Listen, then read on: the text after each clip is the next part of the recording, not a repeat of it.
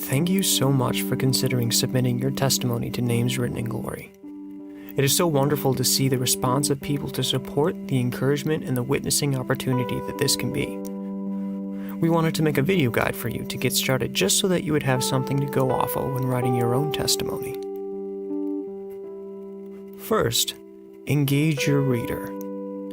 You're not trying to sell your testimony to anyone, but you are trying to relate to your readers. You want them to be able to identify with you and to understand where you were before salvation. Try to include as many details as you can about where you were before salvation and maybe even start to point out some of the problems with how you were living. It is really strange having to critique your old life, I know, but realize that you are a new creature now, and you are trying to get across to your readers who you were before.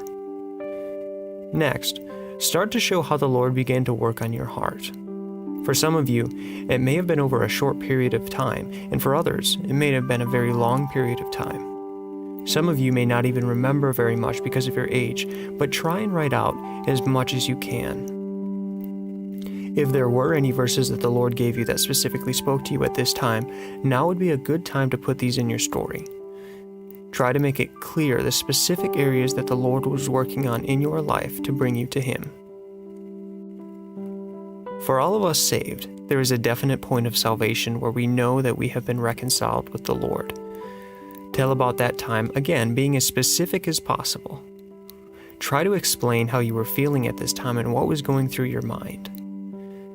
Tell how you could know for sure that you had been saved. Salvation is a life-changing thing. Try to at least include how you were immediately changed by your salvation, and if possible, how the Lord used your salvation to change you more long-term. If you can, and feel comfortable doing it, go a little bit into how you are changed now and where the Lord has brought you since your salvation. Try to describe the before and after of it.